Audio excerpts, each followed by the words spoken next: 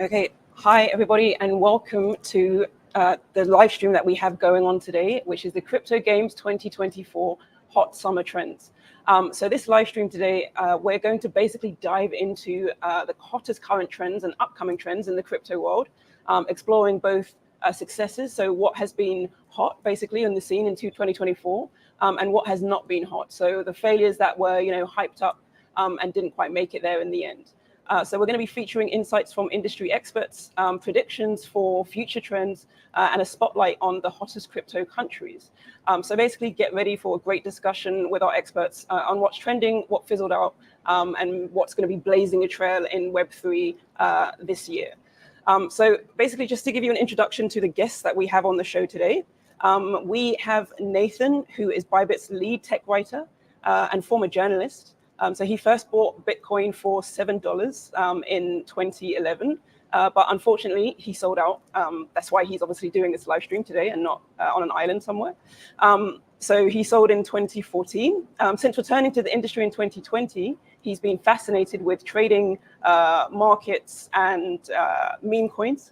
And his best trade was buying a large amount of Solana in 2013 per his story, 2023. At $18, and his worst trade was buying Danny coins in 2021. I'm sure it's not going to be his last worst trade, because I feel like this week I've heard him talking about some suspect coins in the office, but we'll see. We also have Stella joining us today. She is from the Bybit Global Campaign team. She's going to be giving you a bit more info about the crypto games that we have going on now, and a very special tournament that we have inside it called the Summer Gold Challenge. And this basically has a huge prize pool, and Stella's going to be talking about essentially how to basically trade in this competition, how sub accounts work, and share her expertise there. Stella basically is dedicated to bringing highly engaging, easily accessible, and rewarding events to Bybit users. So she is the one who is in charge of most of the great things that you see coming out on our platform.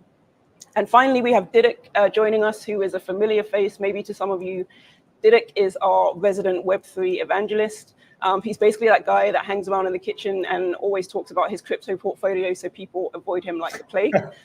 But he does have very, very interesting insights. He's very much in the game, so it's going to be good to hear from him today. So these are all three guests joining. Hello. Hi. Nathan, are you not retired yet? Why are you not on the yacht, Nathan? Well, you know how it goes. I sold at $250. I thought that was a good thing, and then I just forgot about it until until 2020. And yeah, but buying the Danny coins in 2021, that was a bad idea. It seemed like so much fun at the time. But just a question: did you already see where we were going with the financial system? And did you see okay, I think that Bitcoin might be a solution, or might be a hedge against inflation, or being named as the digital gold? Or were you just speculating and you were enjoying the Bitcoin community? Well, I was, how old was I? Probably 21, 22. I wish I could say I was mature enough to know about inflation and world economics at that age, but I totally wasn't. It was more just hey, this is some random thing, let's buy this. Yeah, I'm sure we've all had trades we wish we'd held on to.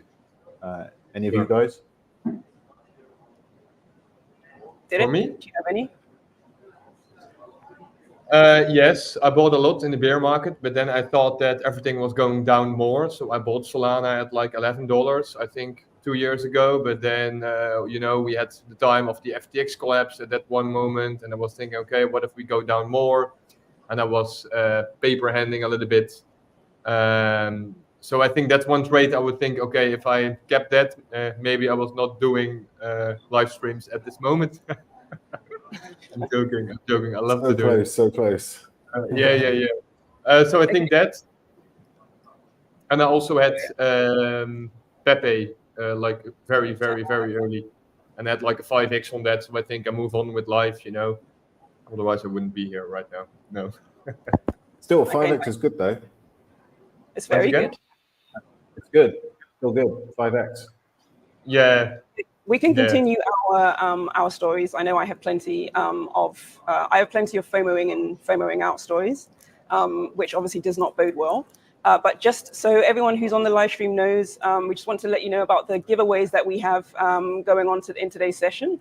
Make sure that you're inviting your friends, basically sharing on social, because it's a great giveaway. We have both a live giveaway and also a pop quiz as well, where you can win a share of 500 USDT. The top 10 lucky winners, basically who perform the best on the pop quiz, they will win a share of 500 USDT.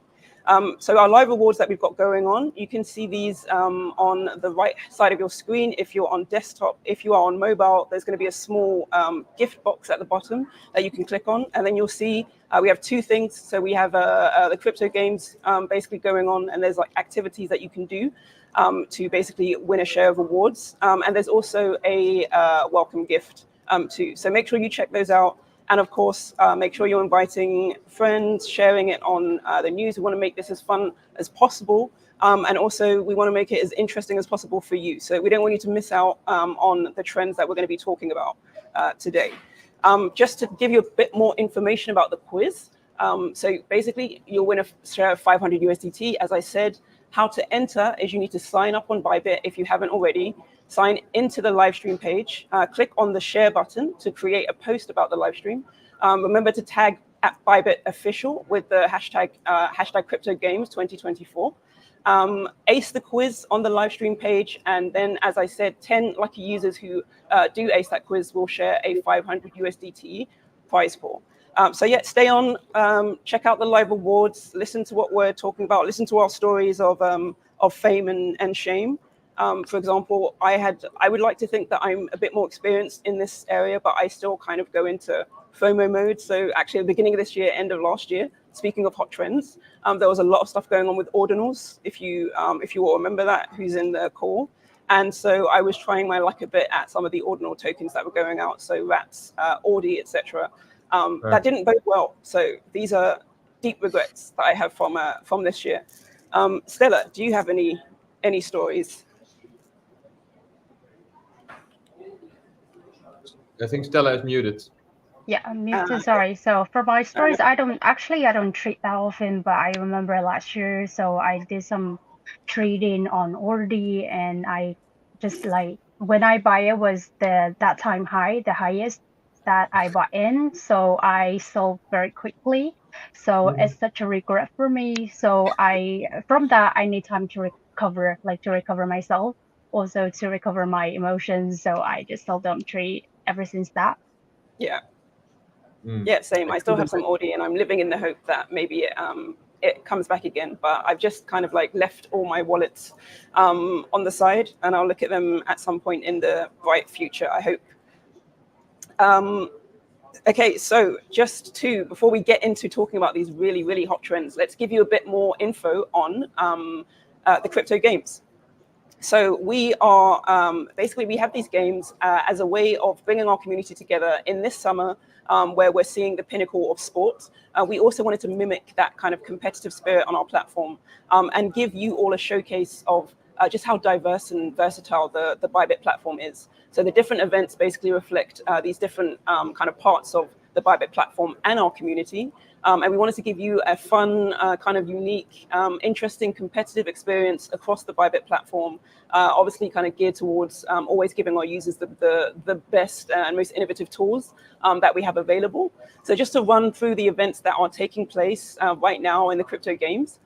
So we basically have the meme coin medley. So this is a run through our community. You can check it out on Telegram. Essentially, it's about making memes of meme coins doing sport. So it's very meta, but this is fun. And there's an opportunity to win a 500 USDT prize pool.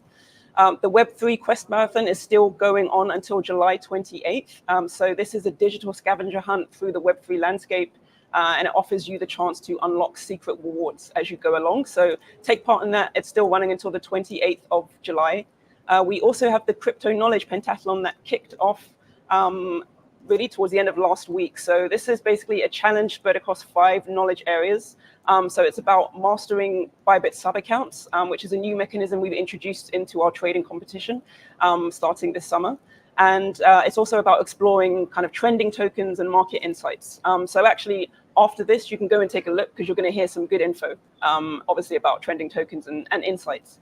The card cashback cycle. So this is for anyone who holds the Bybit card. This has been going on since basically July 18th. It runs to August the 11th. And card holders have a great opportunity because they will enjoy an additional 10% cashback at sports-related merchants, highlighting basically to let you guys have a discount in the sporting season, as well as some basically being able to join in and do whatever sports you want to do by purchasing stuff.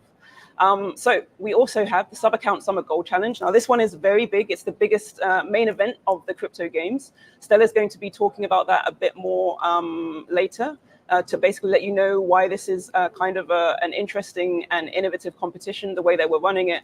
Essentially, it will give you more chances of winning, and the prize pool is humongous. It is a 3 million USDT prize pool. So I don't think you want to miss out on that. That has kicked off this week.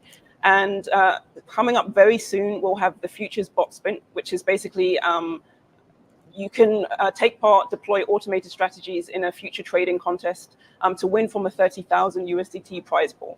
So there are very, very exciting things going on the platform at the moment. So please go ahead and check it out. And do not forget that we also have a giveaway going on in this live stream. So check that out. Bottom of your phone if you're on mobile, and to the side if you're on desktop. Right, I think let's get into it.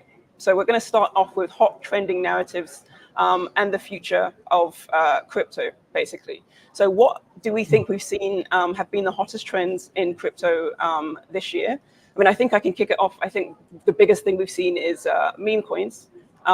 So this is it. It's been meme coin all year. It's not even meme coin summer. It's just meme coin since the beginning of the year. Altcoins haven't even had a look in, which is disappointing. But yeah, let's talk about what's gone on this year. Obviously propelled by Solana and Base. Guys, what are your thoughts? My thoughts. I think it's pretty straightforward, and I think this is also good to know for retail investors and people that are watching the stream right now, like what's happening. We have seen like all the shiny new altcoins that launched like in Q1 and Q2, and they all have like such a high sell pressure from like a lot of unlocks of the token from the investment that were being made in the bear market, that everyone is moving into meme coins right now. And I'm not very sure if that trend or that narrative will change. I'm not sure. First of all, I was a little bit, I wouldn't say hard against memes, but at one point I was thinking, okay, I also need to move in meme coins, right? But for me, I don't understand it. I don't see like what's like a cute dog or like what's a funny cat or something. I really don't get it. I don't have a sense of humor for these things. So I think that's my disadvantage in this space. So that's funny. Nathan, what do you think on this? Yeah, Nathan is sitting there with his dog with hat. Dog with hat. I think he has strong views. Yeah, we need to ask him. Full disclosure, I own Dog with Hat, so take what I say with a pinch of salt. But like, well, here's what happened to me, right? So last year, let's say Q3, whenever it was, Sol started doing really well, right? Solana started coming back. So after a little while, I suddenly thought, well, hang on, Sol's doing well, therefore the main meme coin on Sol will do extra well, right? It's not very hard to figure that out. So I just went and bought Bonk, which was the main meme coin, right? And then Bonk did really well, better than Sol. And then I was loving Bonk. I'd made a few X's, like, I don't know, a few times my investment. And then some people in my group chat, and this is a tip for you, and Derek's very good at this, is you should get into like group chats with your crypto mates so you can share ideas. And someone in the chat was going, oh, Dog with Hat, it's the new Bonk. And I'm like, really? I like my Bonk. I don't want to have to go and buy a new coin. But I was like, okay, I'll take a look at it. And I thought it was hilarious. I was like, so the whole thing is it's a dog with a hat. Yeah, and that's it. I just thought that's just funny. And I don't get like, it. I think like, how you value meme coins is like how funny they are. And of course, everyone has a different sense of humor, but like, I was like, okay, this is hilarious. I'm just going to buy it. And I still hold it to this day. It's done really well. So I think that's been a common experience for a lot of people in crypto, where you don't have to be like an ultra nerd. You don't have to understand tokenomics and blockchainness and whatever. Like, no disrespect to that stuff. Like, I invest in that stuff as well, and like, it's brilliant. But I think for the average person, you don't want to spend, or you don't have the time to spend hours and hours reading through white papers. You want to see something that's funny and just get involved in the community and have fun. And I think that's why they've been so popular. Yeah, I mean, they can. There's like a good and a bad side to this, right? So, like you're saying, Nathan, maybe it's great because actually we've seen for this year in terms of trends. Actually, we've seen more than ever people coming into the crypto space with excitement and intrigue. And maybe actually meme coins has been like one of the fastest way of onboarding so many people into the space, right? But the downside of that is then people who are in the space who maybe don't understand what's going on. And obviously meme coins aren't very stable and they're quite volatile. So then it might be tricky because you might be losing people because, they kind of came in just because of the meme coin trend and then went out again. Dirk, I think you were going to say something. Yeah, because I think I can really relate with that, because in last cycle I did pretty well, because I'm like a nerd when it comes down to researching white papers, and I love to see like the utilities and things. But I don't know, in this cycle I haven't bought like one utility token. I only bought Ondo, which was a very good token, which did very well, and which also like had like very good RWA. And for the people who are not aware of what that means, it means like real world assets. And in my understanding, this whole blockchain thing is here to convert real world assets into assets on the blockchain, right? That it's all more transparent and becomes more accessible and more cheap and faster. And Ondo Finance was doing like a very good job with that, with tokenizing financial assets, which was a really cool concept. But besides that, I haven't seen like something proper that we have seen like in 2021, when you had like every month or every 2 months, you had like this new narrative with like a shiny new Ponzi scheme or something else, and that was like really entertaining. And right now it's only memes, and I'm not sure if that's going to change. There is one other thing that's very interesting. I think the Ethereum ETF goes live today, which might be a shift towards Ethereum ecosystem. But that depends, of course, on the inflow of Ethereum that we have today, which is very exciting. I mean, can you guys imagine like 3 or 4 years back when you were in crypto, that we get like 4 years later like an Ethereum and an Bitcoin ETF? I think, Nathan, for you it's like really strange, when you think about it back in the days, that there is one time coming like a Bitcoin ETF.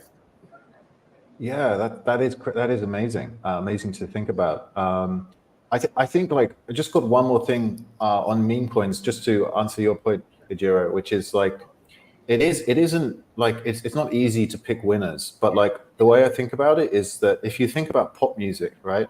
Like and you got Spotify and YouTube, like every day, how many millions of songs are created and released all over the world, right? Yes. And then so these people are right. Many are terrible, but there's a lot of very talented people, and they just don't get a look in because eventually the market chooses like one, and then you get a Taylor Swift. But it could have been any number of other very talented people, right? I think it's similar with meme coins. There are just so many out there, and I think the game is just to try to pick, which one might become the Taylor Swift of meme coins, and you just have to realize that it's not something that you want to put a lot of money in. It's something you should only just be playing with and have a very, very tiny, small amount of your portfolio in it. And I think like Dirk says, the ETFs are driving a lot of flows into Bitcoin and ETF, Bitcoin and Ethereum, and maybe Solana too next year, hopefully. And that's really where the smart money is right now. And I think myself and probably some of you other guys, the majority of my portfolio is in Bitcoin, Sol, and ETH. Yeah, but one critical question about this, because we used to have like the standard of having like let's say 1 to 5% allocated of your portfolio into meme coins, right? But right now, for me, that changed up to, please don't copy me. I am like, this is all non-financial advice.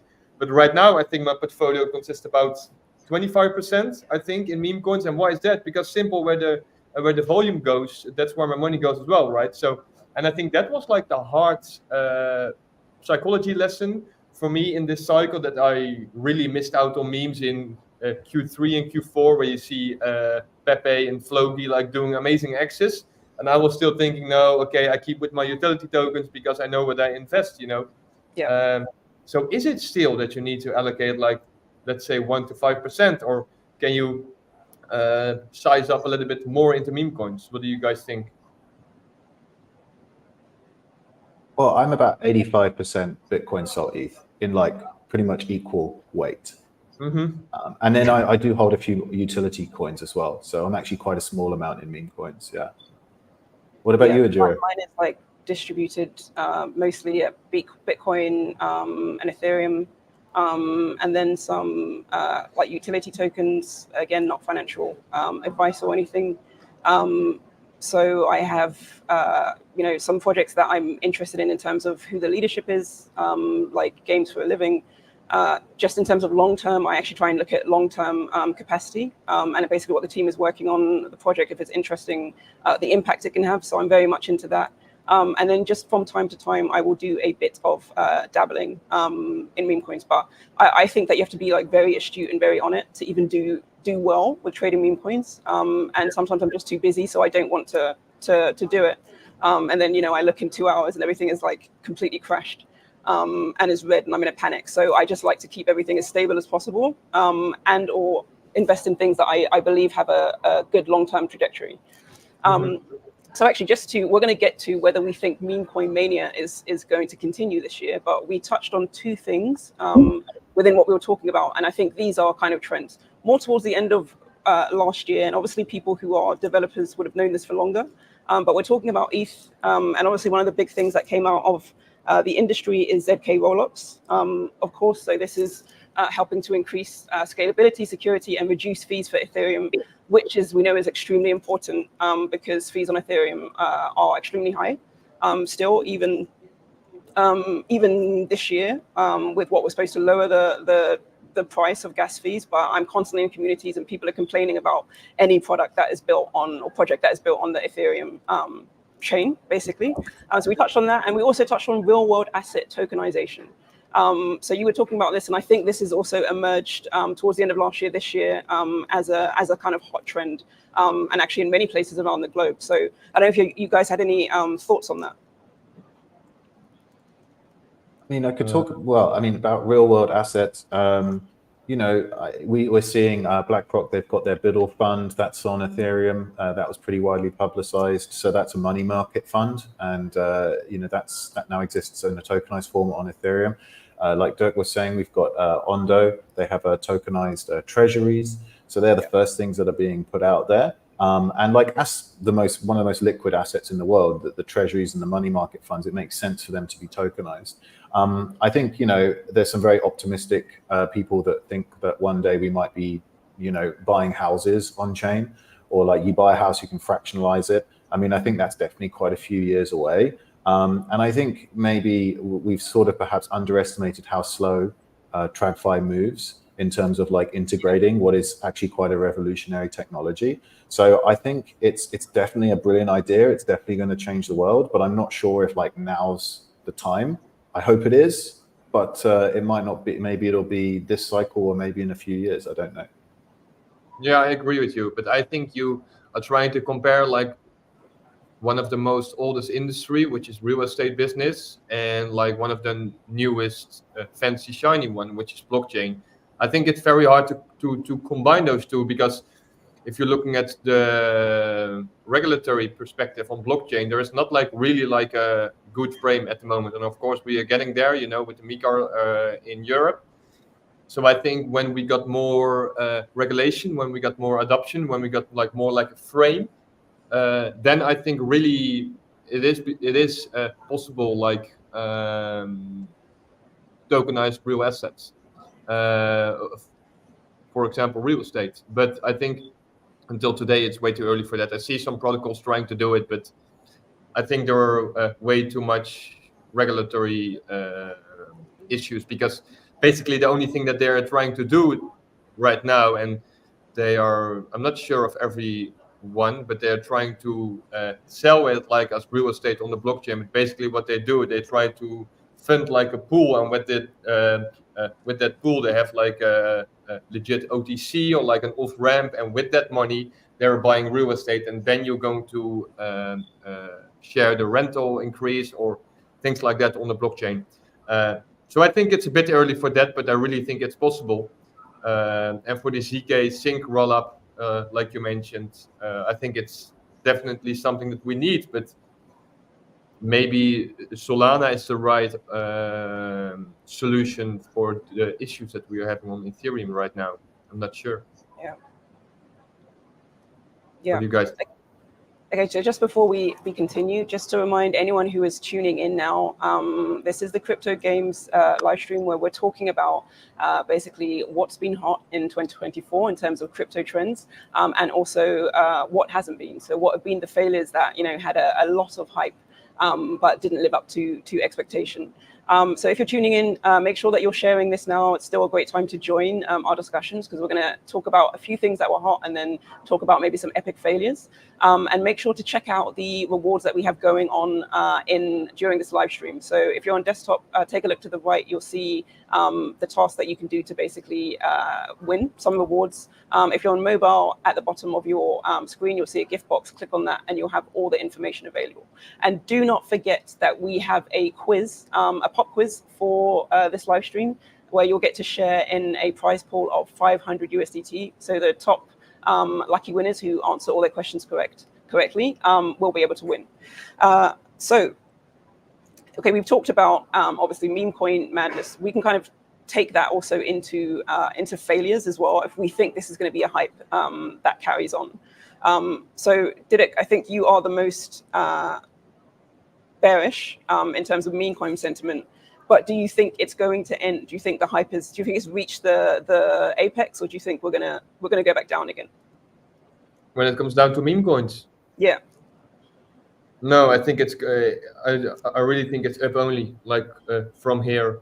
Okay. Why is that? Because I have some friends who are more deeper in the space, and you can see that basically the token unlocks of the, let's say, top 100, the top 200 tokens based on market cap, they cannot handle the sell pressure because there is not enough volume or interest from retail. So those tokens will be like down only, and then you're going to look, okay, what's a good hedge for this?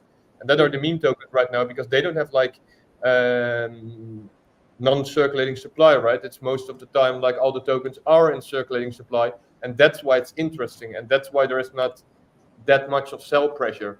So I really think, and I switched with that mindset, I think 2 months ago, that meme tokens are here to stay, and you just need to pick the right one. But that's quite hard to pick the right one. It maybe sounds easy, but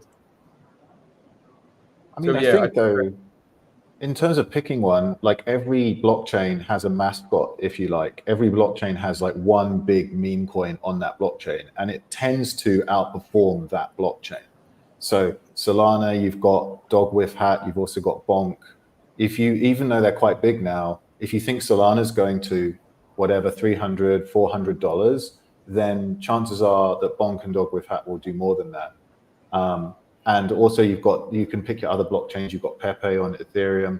What else have you got? Like, I don't really look at the others so much, but on Base you got Brett. Yeah, Brett on Base. Yeah. You got Purr or Puff. You got one on Hyperliquid. Her on Hyperliquid. That's a good one too. Yeah.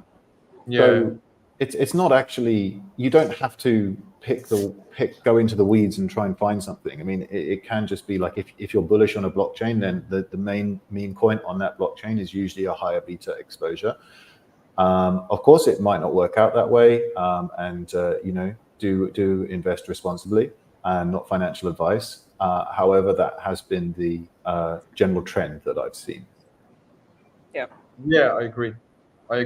And also, but this is more for me, like when I got like a 3 or 4x, I usually take my investment out and then I move on with life and I'm trying to look for the other one. What made you still holding with Nathan? Didn't I you mean, hear? like, Did it? He's got a bad history of this. This is what made him. Yeah. Traumatized. yeah, I just can't sell. Well, like what I there was some guy back in 2021, and he put a video on YouTube, and he did all the math and all the ways to take profits, and he figured out that your best way is every 50% increase, you sell 20% of your bag.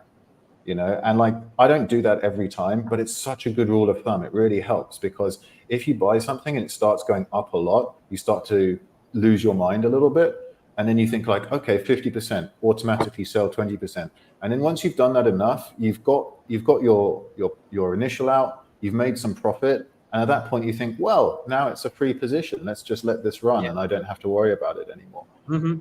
So it's good to have a strategy going in where like this is the one that I've found useful. There are other ones out there, and maybe that's something like Bybit Learn can be putting out, and we can maybe discuss more on that another time. Yeah, that's cool. Yeah. Okay. So staying on, I guess things that we think are gonna have, going to keep going on into the future. So we're just still seeing at the beginning of meme coins, and they're here to stay. Was there anything from this year that you all think was hyped up? Can be end of last year as well. Hyped up in terms of, I don't know, like, the resurgent bull market, but really just didn't live up to its potential at all, and kind of flopped, and it's nowhere to be seen. I mean, I know we have like the metaverse that was still more so from last year. I think there was hope that it would continue, but it's kind of just like being pushed to the side. But I'm trying to think if you can think of anything that you saw like a really, really strong hype and excitement, and then it just didn't come to fruition. I have seen Base Summer. There was another On-chain exchange. summer. Yes, on-chain Summer. That one was really forced and hyped, and they were trying to force it by themselves. And I could see it, but some friends of me were saying, "Yeah, okay, we need to move here and move there." I said, "Guys, when everybody is saying this is going to happen, it's likely not going to happen." So I think that was pretty forced, in my opinion. We have seen all the layer 2s launching in Q1, which was also very forced because it was like a low float, high fully diluted value. And at one point people say, yeah, but it's bull market, so no one cares about fully diluted value. I'm thinking, what are you saying? This is basically like simple math. Okay, how much buy pressure is there and how much sell pressure is there, right? Yeah. So I think that was also a pretty flop. NFTs, I'm sorry for the whole NFT community. I don't see like a real use case for NFTs, and I don't think it's going to happen as well. So now everybody's going to DM me. No, you're wrong. No, I really think there is no use case for NFT, at least but not this moment. People thought this about QR codes so many years ago, remember? So QR codes were completely like written off bit of technology. And then I don't know if it's like 10, 15, 20 years later, and they had this massive resurgence, and we see them everywhere. So maybe NFTs aren't gone. It's just that they need to have a resurgence in terms of somebody figuring out what they can be used for, basically.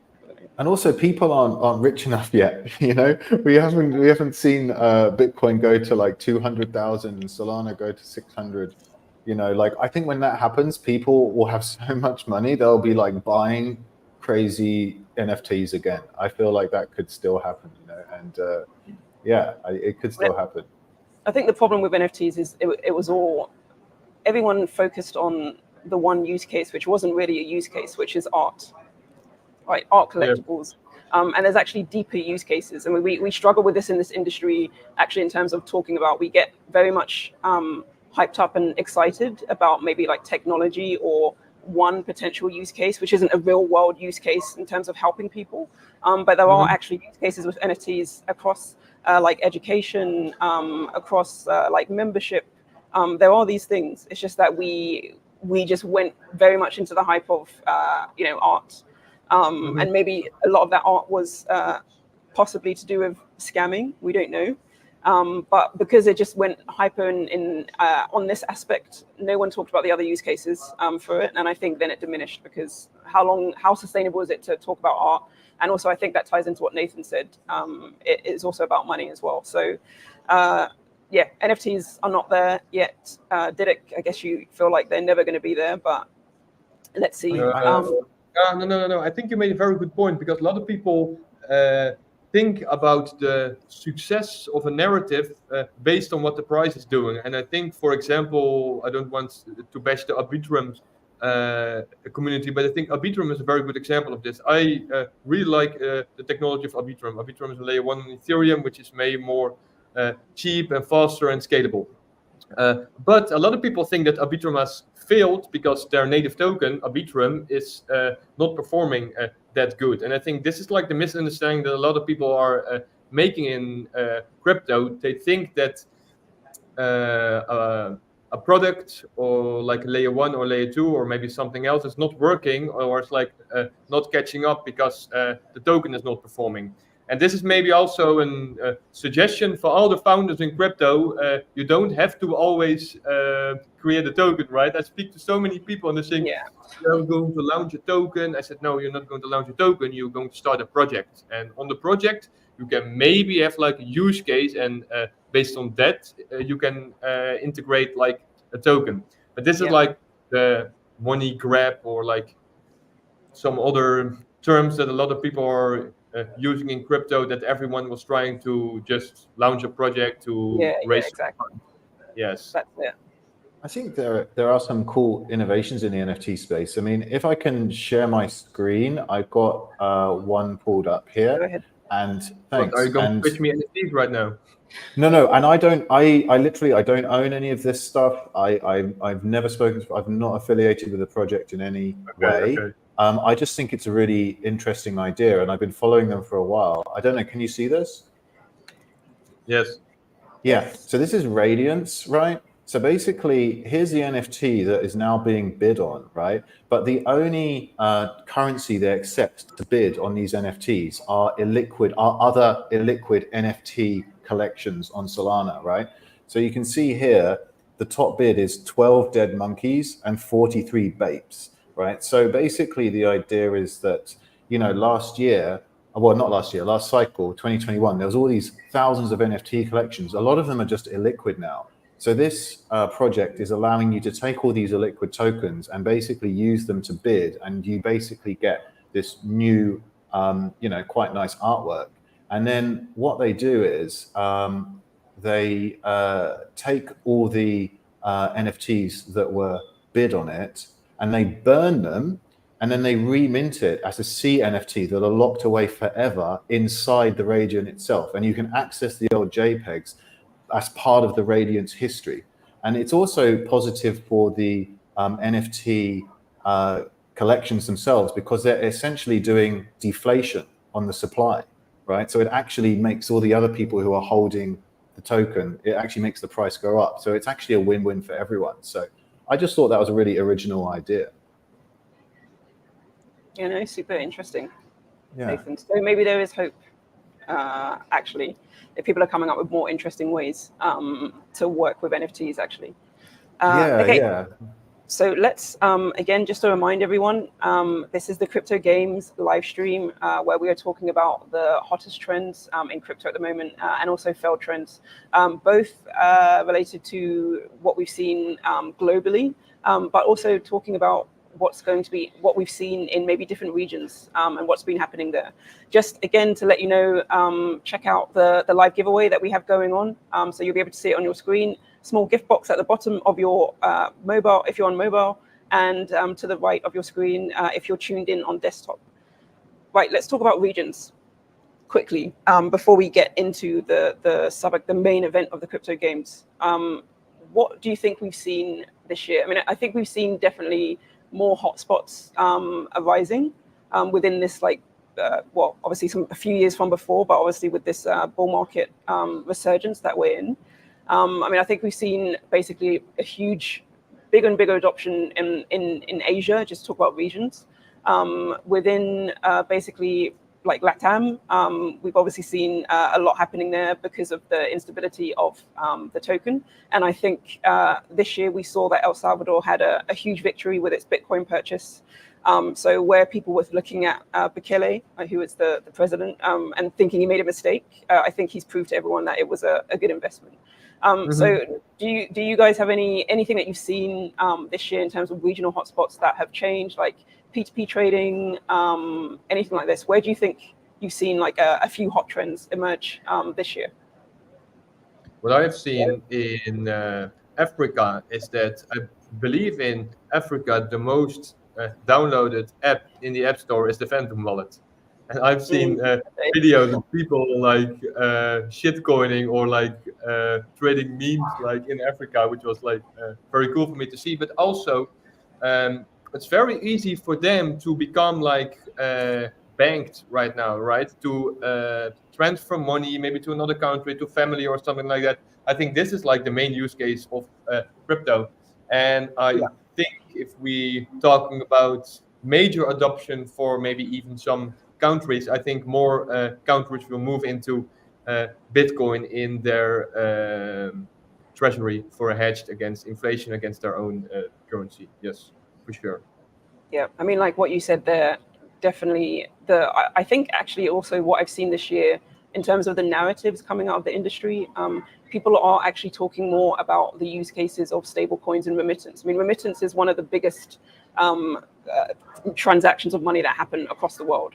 There's so much diaspora, there's so much money coming in and out of countries and continents. And I think finally people are actually messaging a bit stronger about basically how, crypto is a use case for this, and a very, very good use case as well. So yeah, definitely agree with you there, Didic. Nathan, is there anything that you've seen?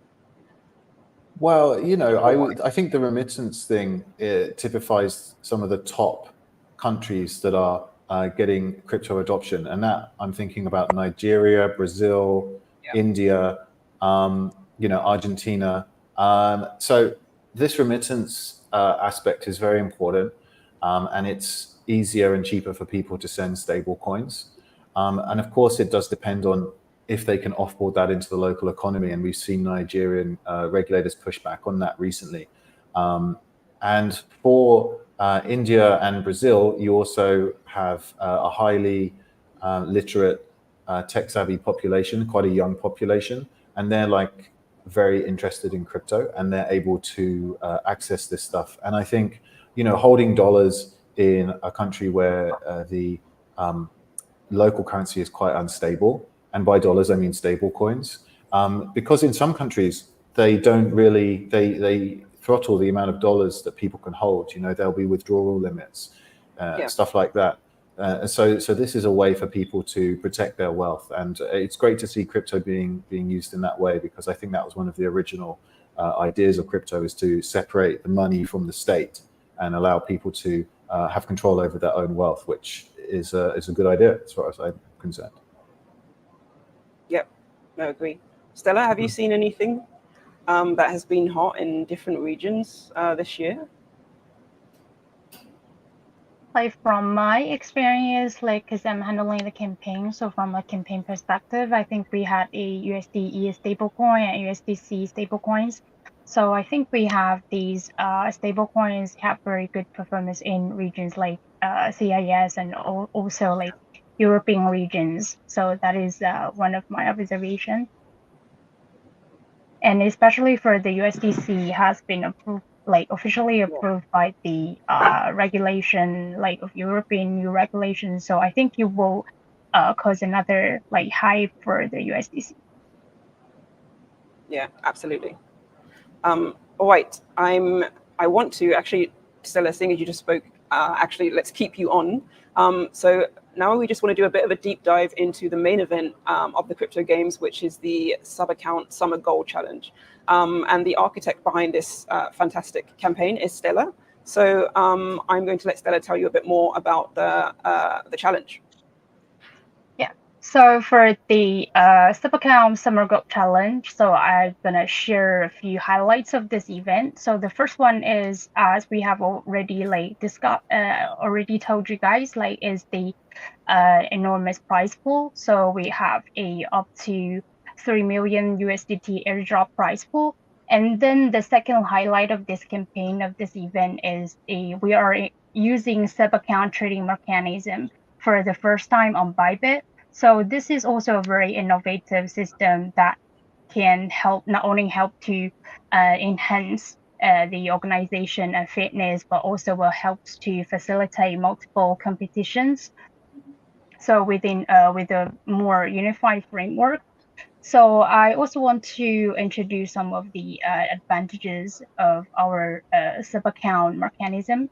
The first one is it can help users to keep their activity separate from the main account. So for better organization and tracking, for example, we support 4 sub accounts under one main account. So for each sub account, they can participate in different campaigns that support the sub account. So each of them can, so you can which means you can participate in different competitions simultaneously on Bybit. And also it can help you to manage your participation and your performance. It can help to simplify the analysis of gains, losses, and overall progress. So more details about the sub account Summer Gold challenges. We have combined 2 competitions in one event. So the first one is the P&L percentage mastery. So the prize pool for this competition is 1.5 million USDT. And the second one is the VIP Grand Prix Series 5. So I believe which you a lot of users have heard or participated in the VIP Grand Prix. So we have combined these two together this time. So how to participate in this sub account gold challenge is, first you have to, because this event is only open to sub account. So users, they have to open sub account and transfer funds from your main accounts to your sub accounts. And one main account is supported to have at most 4 sub accounts. So if you want to boost your share of the prize pool, so you can create more sub accounts and to participate in this competition, in these competitions. So each of your sub accounts will be ranked, and you will receive rewards for each sub account if the requirements are met. So, and for in this event, in these trading competitions, so you can trade any derivatives, but spot trading and trading bots will not be included. So, and we have other perks in this competition as well. For example, if you refer friends to register successfully for this event, then you can get USDT bonus as rewards as well. And also we have new VIP bonus as well. So the campaign is about to start probably in 1 hour. So mark your calendar and stay tuned and be prepared. Yeah, everybody stay exactly where you are with your phone or your desktop. Wait for the hour and get involved. And actually, if you want to have a bit more info about the sub account Summer Gold Challenge, there's a quiz. Actually, so this is part of the Crypto Knowledge Pentathlon.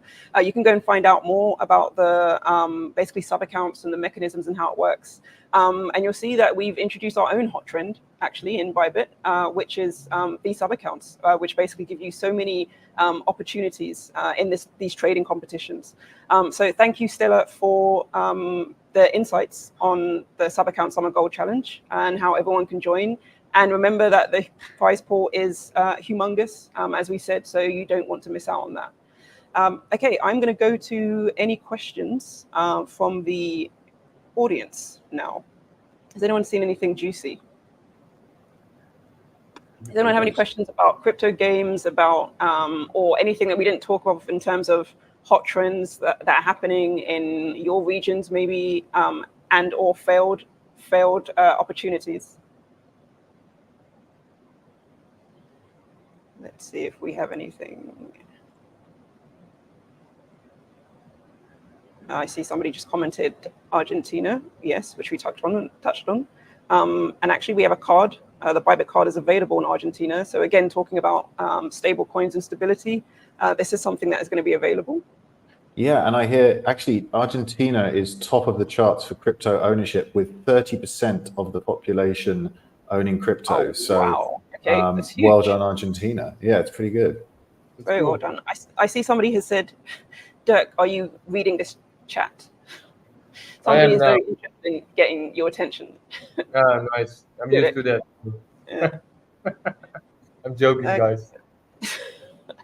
Did it became a celebrity recently because in the last live stream that he was on, somebody selected a clip of him talking, and it went, as he was telling me yesterday, after talking about his crypto portfolio, of course, because that always has to happen.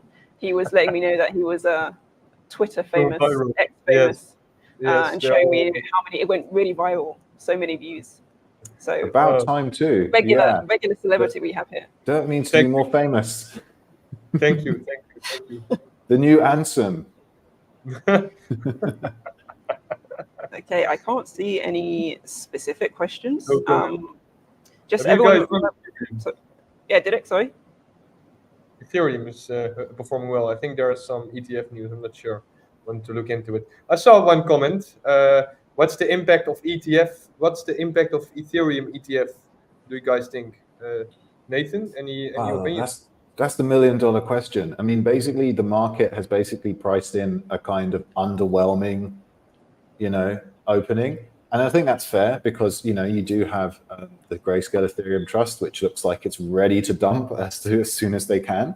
But long term, this is crazy bullish. Like if you've got a time frame of more than like 2 months, this is crazy bullish. It's Ethereum has so much more utility than Bitcoin, and the understanding of this is only just getting started. So yeah, and also we've got a rate cutting cycle that's just about to kick in. Like people are going to be wanting to find the new hot risk asset, and I've said this before: that Ethereum is one of the world's best risk assets, and it's still quite small. The supply is super illiquid, so it's way more reactive to new flows than Bitcoin was. Although some people kind of argue that, but I'm of the opinion that it will react more strongly. And it also has a burn mechanism. So you have a burn mechanism being that the more the blockchain is used, the more supply is taken off the market. So it has the potential to become deflationary. It's like the only deflationary risk asset, So to me, it's just a no-brainer that this is going to be good news. I think the people who are bearish are looking at a short-term situation. I agree, and but I think still think that Ethereum is mispriced compared to. This is non-financial advice. Please don't please don't copy me. I think Ethereum is mispriced if it comes down to Bitcoin right now. Very simple thesis. Yeah, for sure. I mean, sorry. Go on, Nathan. Oh, I mean, it's for sure. Like, I mean, we could even see, because everyone was expecting the cycle to play out like last few cycles where it goes Bitcoin and then Ethereum runs, and then Bitcoin ran and Ethereum didn't run, and everyone's like, oh no, Ethereum's dead. It's like, well, what if it hasn't run yet? Yeah. What if this is just a longer cycle? Thank you, Nathan. Thank you. Exactly. We make the mistake often, I think, of thinking that the cycle that we saw last time is going to be identical to this time, but the market is very different. The players joining is very different. So it's a mistake to think we're going to see exactly the same thing that we saw last time. And we've seen a lot of developments, obviously, within this cycle, or even previous to this cycle, where we used to actually see, the crypto markets going up and down with the stock market. And I can't remember when it was exactly, but it was like a huge celebratory day, when we saw that it was kind of unpegged, and we saw actually the market moving on its own. So again, we can't use the past to predict necessarily the future. And very exciting news today that this is happening. So let's see basically what the progress is going to be of Ether, which I think everyone is excited. Probably everyone here holds some, not financial advice, but I've been holding Ether for a very, very, very long time. Nice. So very bullish on this. Yeah, it must be doing quite well then.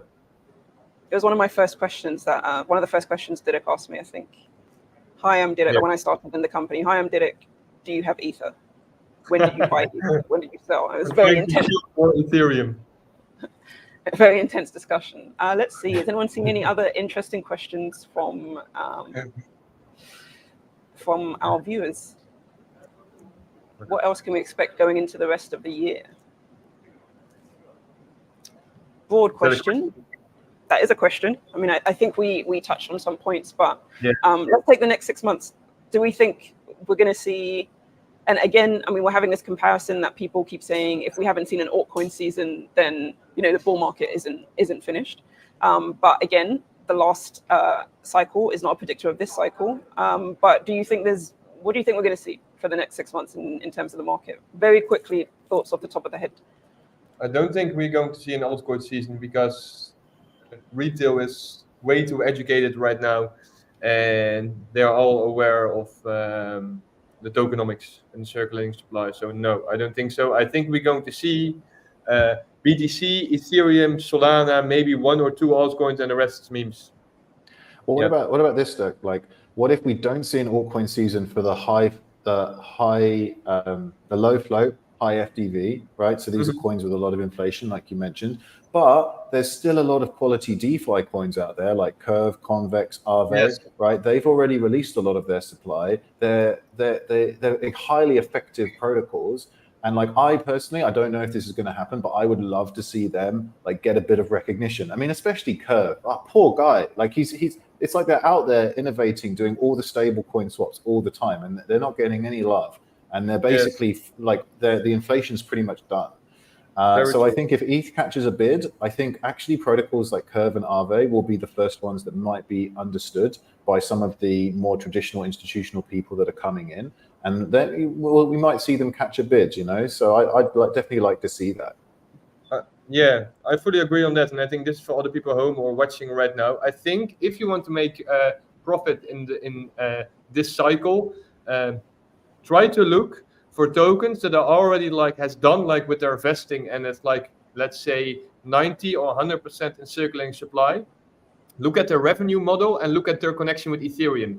A few examples of this are Curve, MakerDAO, Lido, ENS, Ethereum. I think those 5, this is non-financial advice, might do well. And why is that? Because they already had their unlocks and they are doing good revenue.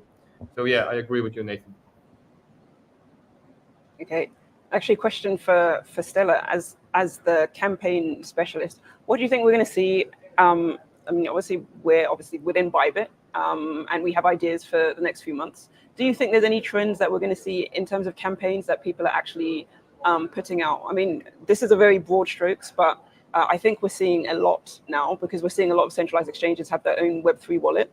2 years ago, this wasn't a thing. It was just the original wallets, and now we're seeing that actually we have this combination of centralized exchanges also taking part in the Web3 market. Of course, this gives people more opportunities to more projects, more tokens, to check out IDOs, etc. Do you think there's any patterns or anything we're going to see across the board in terms of centralized exchanges, Stella, over the next 6 months? For Bybit, as you have asked, for centralized exchanges to have Web3 wallet and to have campaigns on that, I think we already have for example, Bybit Web3, and also we have Bybit IDO, and we have a lot of IDO projects going on each month. And for the campaign side, for the next 10 next 10 months, I think the first trend that we were chasing is the token. I think now I can do some kind of the preview or something. The next trend that we were chasing for the very near future is the token 2049. So that is what we were preparing, but for it. And another major platform-wise, a major large campaign that we were preparing is the Bybit SOT. So that is something we were preparing at this time. So that's it. Okay, so you heard there's lots of exciting things happening at Bybit. So talking of what's going on in the next 6 months, innovation also starts here, right? So on our own platform, we're trying to focus on as many trends as possible and as many innovations as possible to bring to our users. So back to that, remember to go and check out the Crypto Games page, and you'll see all the different events. The whole competition ends basically on the 23rd of August. So you have time to take part in the different events, test your skills, test your knowledge, and try and win, obviously, from the extensive prize pool. With altogether, it's an over 3 million prize pool. So please do go and take part. I was going to see if there's any other questions from the audience. Anyone said, I think somebody asked, do we think the restriction on crypto can be lifted soon? I don't know if we can answer. We're equipped to answer that question. Maybe when Didek, with his dreams of getting into politics, might be the person. Once again, can you repeat the question?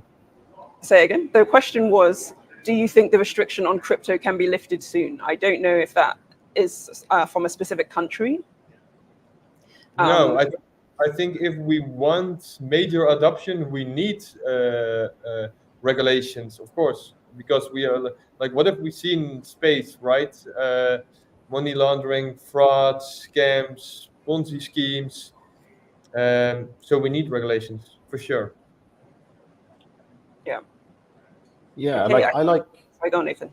All I would add to that is I like Raoul Paul's perspective on like crypto being like kind of like a new like land in a way, like in a similar to America was like a few hundred years ago, where basically you had like a few pioneers would come out and then they would build these sort of like cities and it would be pretty lawless. They called it the Wild West, and then slowly like development comes and then it becomes like an economic powerhouse. And I think maybe that's what we're seeing with crypto. It's kind of like a new country almost being formed on the internet. So yeah, it might be a little bit dicey at times, but it's just part of the process of creating something new. You know, you can't just come in with like a whole new country and go boom, you know. So I quite like that as a way of thinking about it. Okay. All right. So thank you everyone for joining today, and you know, basically looking at the crypto games, understanding the events. Like I said, please make sure you go and check it out. Thank you for your questions. I hope we touched on some topics that were interesting for you in terms of what has been happening this year in crypto, and what has possibly been failing, and also what we expect to see in the future. And included in that is what you can expect from Bybit coming up. Please remember to check out, we have some events starting today on the crypto games. So as Stella said, we have the sub-account competition happening. So make sure you sign up and register for that. And we look forward to seeing you again in the next live stream. And just also remember, take the pop quiz. It's below the live stream. Go in, check it out, see if you can answer the questions. Thank you everyone for joining, and we hope to see you soon. Bye-bye. Bye. Thank you. Bye-bye. All right.